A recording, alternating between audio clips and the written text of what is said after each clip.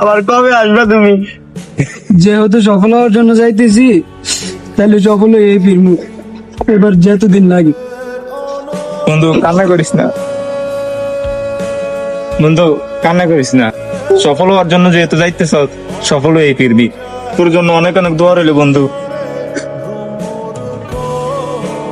রিমন, আমি তো চলে যেতেছি, তুই আমার ছোট ভাইটা দেখাশোনা করিস। এটা ঠিক আছে বন্ধু, তুই কোনো চিন্তা করিস না। ওর খেয়াল রাখিস তুই। আর বন্ধু কান্না করস কেন? সফল হওয়ার জন্য যাইতেছস, এখানে তুই খুশি হওয়ার কথা।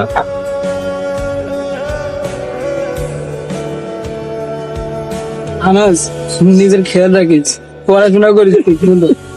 ভাইয়া তো নতুন অবস্থা যাইতেছি, কিছু লাগলে রিমনটা জানাইস।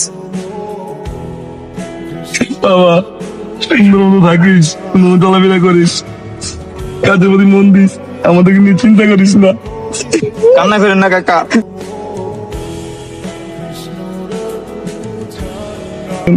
আচ্ছা ঠিক আছে মাস্টার সাহেব, আমি ঠিকঠাক মতো পৌঁছাই দিব এয়ারপোর্ট।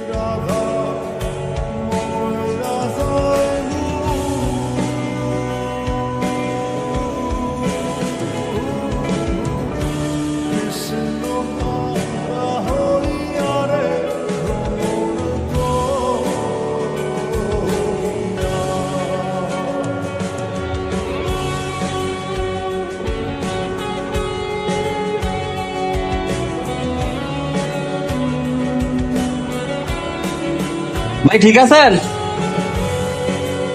আমি ঠিক আছি, মাথার একটু ঘুরান দিছিল আর কি।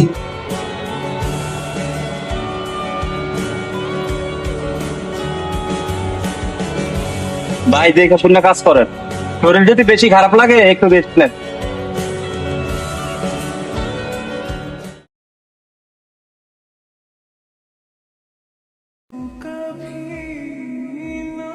ভাই ঠিক আছেন? আমি ঠিক আছি। ভাই দেখে শুনে কাজ করেন। এই সিএম সাহেব কে? সিএম সাহেব ভাই, আমি সিয়াম। বাংলাদেশ থেকে মাত্র কল আসছে, আপনার বাবা এই পৃথিবীতে আর নেই।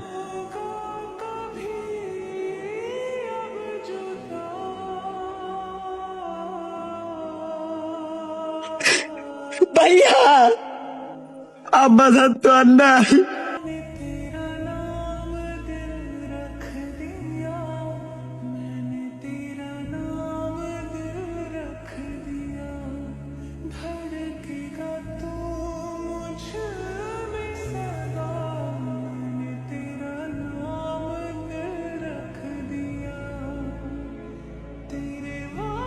অবশেষে ছুটিটা পেলাম রে। 4টা বছর পর আপন মানুষগুলাকে দেখবো, আমার মেয়ের মুখটা দেখবো। আমার একটা মেয়ে হয়েছে, দেখতে পুরা ফুলের মতো। ছুটির আর কয়টা দিন বাকি, আল্লাহ বাসায় রাখলে বাড়িতে যাব।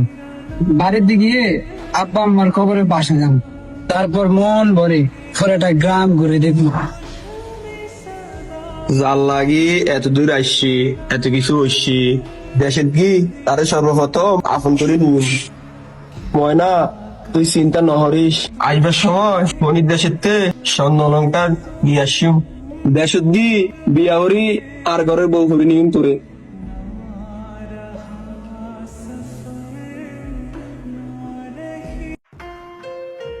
ওই তো সিএম চলে আসছে। কি রে সিএম, 5টা বেজে গেছে, এত লেট করলি যে? আমার বাবার এতে চিনিনি, আজকে যে আমি আর ভাইয়া ক্রিকেট খেলতে আসছি এটাই অনেক।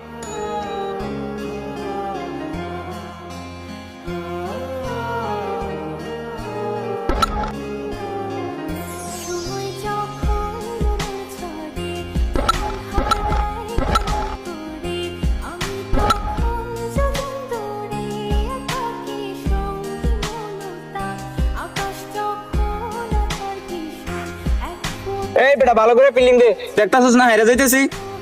ভাই ভালোভাবে তো বিলিং দিতেছি, দেখতেছেন না সব 6 মারতেছে। ভাইয়া আর 3 বল আছে, 3 বলে আর 2টা 6 লাগে, একবারে ফাটায় দাও।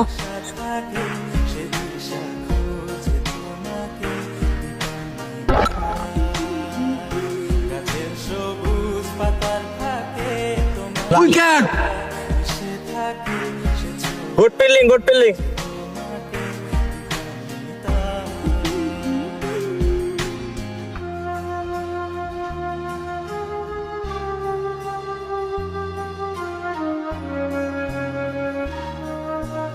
এই লাস্ট ওয়ান, ভালো করে ফিল্ডিং দে।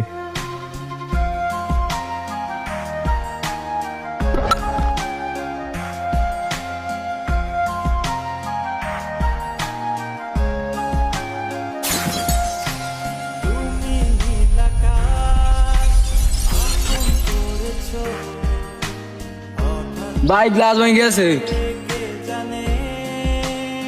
কোচিং ফাঁকি দিয়ে ক্রিকেট খেলা, তুমি যে কলেজের ছাত্র সে কলেজের টিচার আমি, মাঝে মাঝে কি এটা ভুলে যাও তুমি? বাবা আমি তো ইচ্ছা করে কলেজের গ্লাসটা ভাঙি নাই। হ্যাঁ বাবা, ভাইয়া ইচ্ছে করে কলেজের ক্লাসটা ভাঙে নাই। এই, তোকে জিজ্ঞেস করছি আমি, ওর সাথে থেকে থেকে তুইও নষ্ট হয়ে গেছিস। কত বড় সাহস তোদের, তোরা কত কোচিং এ যাস নাই, এরপরে আবার ঘটনা ঘটে আসছস, আবার বড় বড় কথা বলস কেন? দাও দুজন দুজন রে, ধর কেন দাও, ভুলো পা যেন মাটিতে না পড়ে। বাবা আর কতক্ষণ? 5 মিনিট হয়েছে, আরো 15 মিনিট আছে। আবারও বাতিজা গুলো তুই এমন শাস্তি দিতাছ? ওরা দিন দিন বড় হইতাছে না, ওরা কি আর ছোট আছে? কিরে কেমন আছিস বন্ধু? গ্রামে আসলি কবে? কেমন আছেন আঙ্কেল? গ্রামে আসলেন কবে? আলহামদুলিল্লাহ, আল্লাহ ভালো রাখছে। তো আজকে শাস্তি তোমাদের কি নিয়া?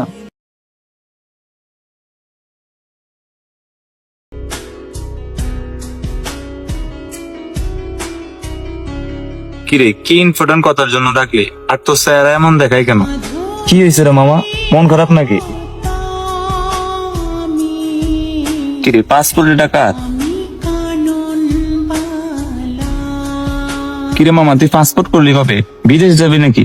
তুই তো ক্রিকেট নিয়ে অনেক স্বপ্ন দেখছি রে, তুই প্রবাসে চলে গেলে তোর এই স্বপ্নের কি হবে? এখন আর আমার কোনো স্বপ্ন নাই রে বন্ধু, সব স্বপ্ন কবর দিয়ে প্রবাসের জন্য প্রস্তুতি নিচ্ছি। বন্ধু, ছেলেদের জীবন এত অদ্ভুত কেন রে? যখনই একটু বড় হতে শুরু করলাম মাকে হারালাম, এখন আপন ছোট ভাই এবং বাবাকে রেখে অনেকটা পথ পাড়ি দিতে হবে। তোর মতো একটা কাছের বন্ধুকে ছেড়ে চলে যেতে হবে। মন খারাপ করিস না বন্ধু, এই 48 পৃষ্ঠার বইয়ে যেহেতু নাম লেখাইছস, যেতে তো হবে।